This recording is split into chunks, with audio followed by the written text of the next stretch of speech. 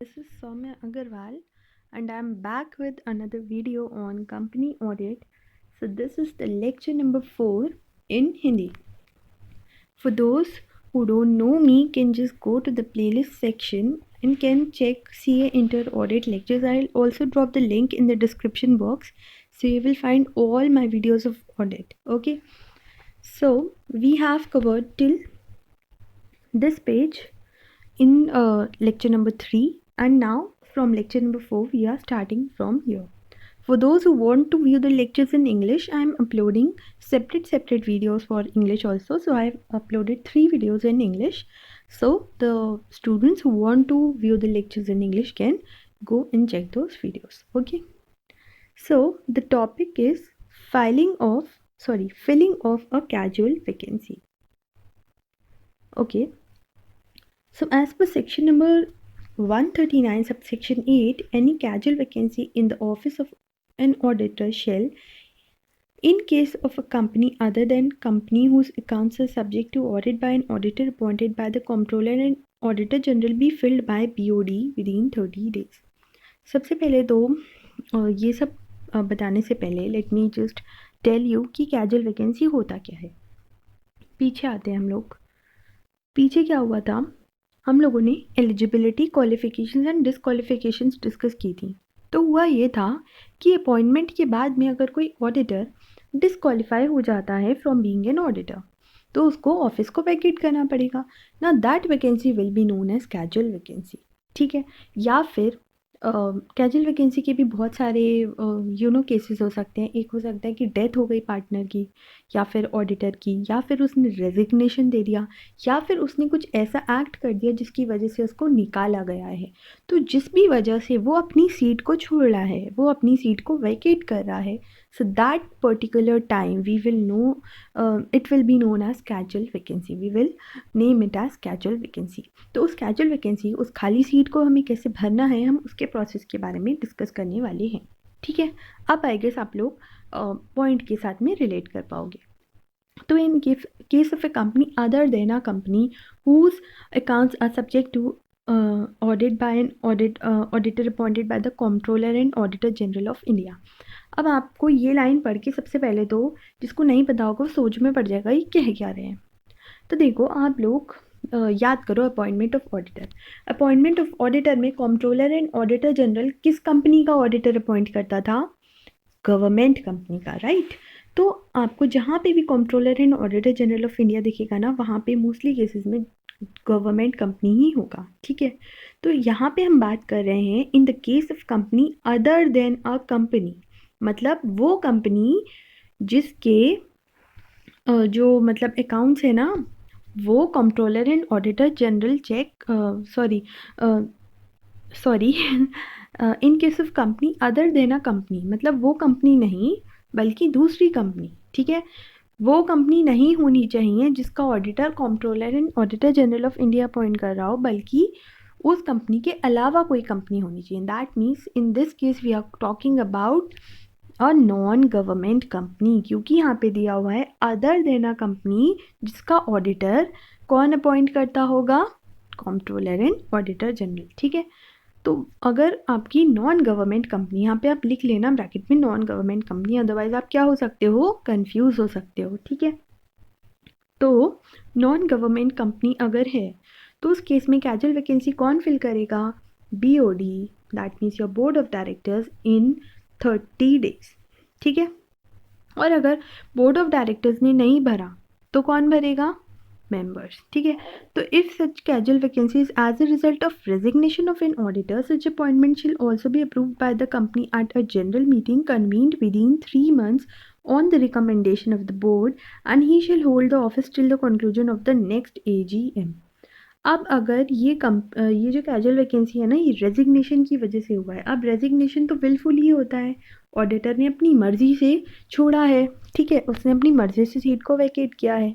तो अगर वो केस रेजिग्नेशन का है ना, तो ऐसा जो अपॉइंटमेंट है वो कौन अप्रूव करेगा? जनरल मीटिंग में भी वो अप्रूव होगा, convened within 3 months on the recommendation of the board. मतलब वैसे तो ये राइट बोर्ड ऑफ डायरेक्टर्स के पास में है, लेकिन अगर वो जो केस है वो ऐसा है कि कैजुअल वैकेंसी रेजिग्नेशन की वजह से हुई है ना, तो उस केस में क्या होगा, 3 महीने के अंदर अंदर वो जो अप्रूवल होगा, वो जो रिकमेंडेशन होगी जो बोर्ड ऑफ डायरेक्टर ने दी होगी कि इस पर्सन को हम एज एन ऑडिटर अब अपॉइंट करेंगे, तो वो उसका रिकमेंडेशन 3 महीने के अंदर अंदर अप्रूव भी होना चाहिए जनरल मीटिंग में, ठीक है। एंड ही शिल hold the office till the conclusion of the next annual general meeting. And फिर वो जो होगा ना, जो मतलब अप्रूव हो जाएगा जब वो, तो वो क्या करेगा, वो होल्ड करेगा office till the conclusion of the next AGM, ठीक है।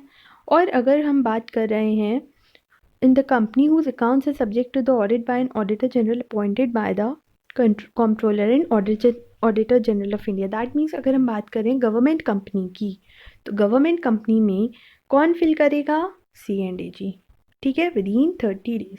इट मे बी नोटेड कि अगर कंट्रोलर एंड ऑडिटर जनरल ने 30 दिन के अंदर अंदर फिल नहीं करी कैजुअल वैकेंसी, तो फिर ये पावर किसके पास शिफ्ट हो जाएगी, बोर्ड ऑफ डायरेक्टर्स के पास विदिन नेक्स्ट 30 डेज, ठीक है। तो ये आपको एक छोटा सा इन्होंने चार्ट भी दे रखा है, क्यूट सा चार्ट है ये, जिससे आपका पूरा का पूरा टॉपिक अभी तक जो भी मैंने बताया आपको समराइज हो जाएगा। Other company, government company, and ये देखिए जो बोल्ड लेटर्स में दे रखा है ना, एक एक शब्द को आपको बहुत ध्यान से पढ़ना है, बिकॉज इसी में ही आप घूम जाओगे एंड फिर आप बोलोगे कि क्वेश्चन पेपर टफ आया है, ठीक है। सो दैट इज़ वाई आपको हर एक वर्ड को बहुत ध्यान से पढ़ना है, ठीक है ना। अब देखो, इन्होंने यहाँ पे बोला filling of casual vacancy government company, other government company, other than government company. अगर गवर्नमेंट कंपनी है तो कौन भरेगा, CNDG within 30 days, right. But अगर नॉन गवर्नमेंट कंपनी है तो कौन भरेगा, board of directors within 30 days. और अगर CNDG फेल हो गए तो कौन करेगा, BOD, ठीक है। और इन्होंने एक चीज़ और बोली थी कि अगर ये कैजुअल वैकेंसी रेजिग्नेशन की वजह से हुआ है ना, तो बोर्ड ऑफ डायरेक्टर्स की रिकमेंडेशन के बाद विदिन 3 मंथ्स ये रिकमेंडेशन कौन अप्रूव करेगा, जनरल मीटिंग के अंदर ये रिकमेंडेशन अप्रूव हो जानी चाहिए, ठीक है ना। तो ये आपका यहाँ पे फिलिंग ऑफ कैजुअल वैकेंसी वाला जो पोर्शन था वो फिनिश हो गया है।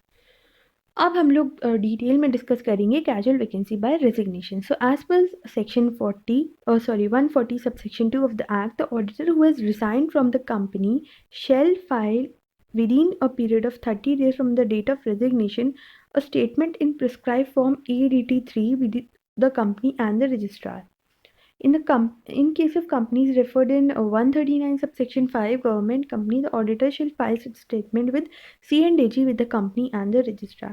The auditor shall indicate the reasons and other facts as may be relevant with regard to his resignation. अब देखो, अभी तक हम लोगों ने जो बात की वो फिलिंग ऑफ कैजुअल वैकेंसी की करी। अब जो बंदा रिज़ाइन कर रहा है, ऑडिटर रिज़ाइन कर रहा है, तो रेजिग्नेशन के बाद में उसकी तो मतलब वो तो रिज़ाइन करके चला जाएगा, लेकिन हमारी सीट तो वैकेंट हो जाएगी ना ऑडिटर की।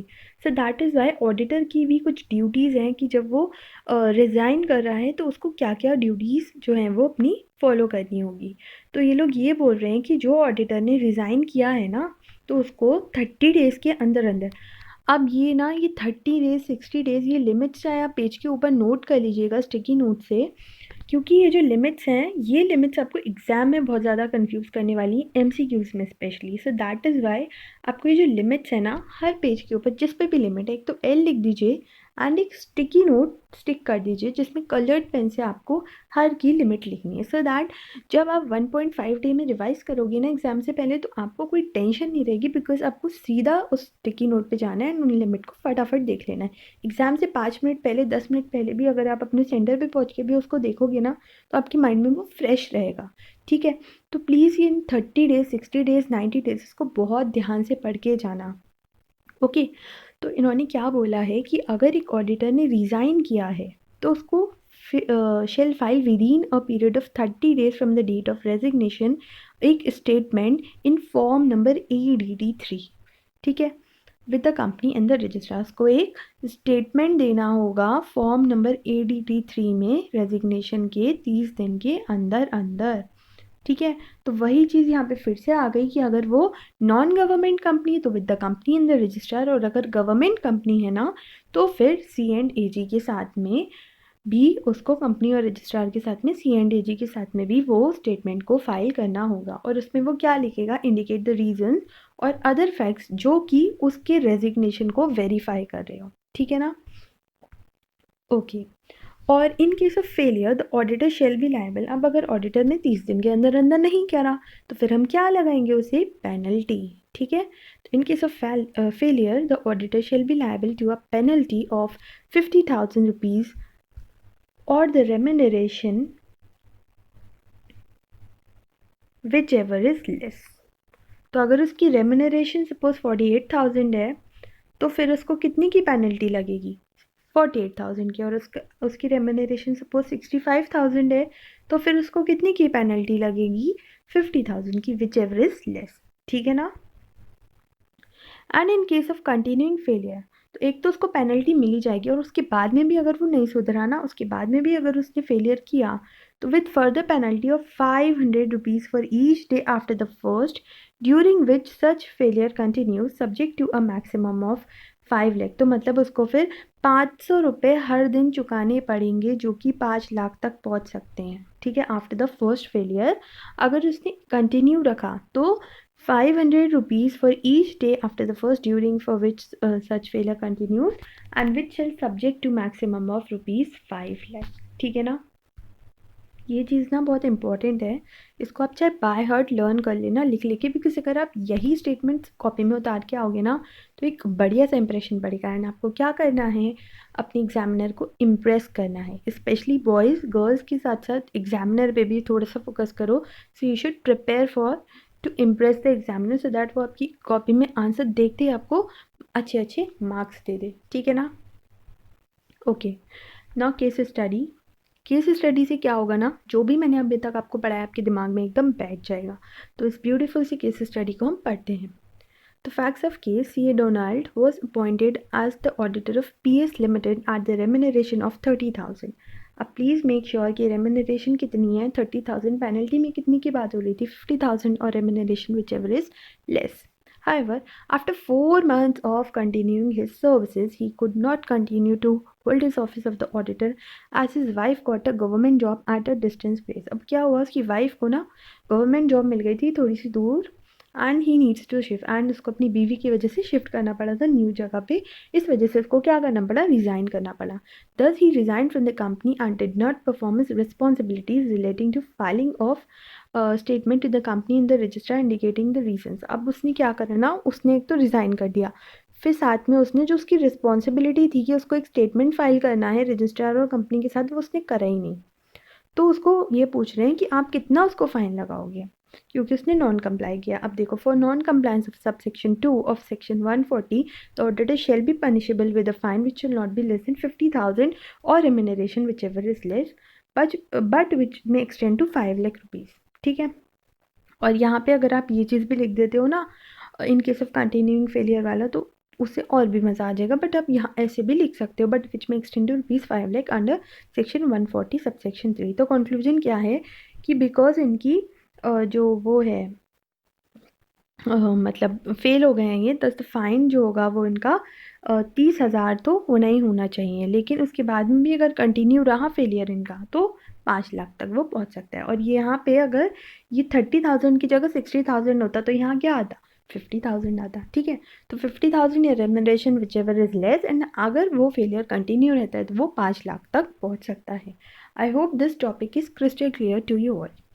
Now other important provisions regarding appointment of auditor। अब अभी तक किसका चैप्टर क्लोज हुआ है, कैजुअल वैकेंसी वाला। अब हम किसकी बात कर रहे हैं, अदर इम्पॉर्टेंट प्रोविजंस की हम बात कर रहे हैं। Retiring auditor may be reappointed at an AGM if.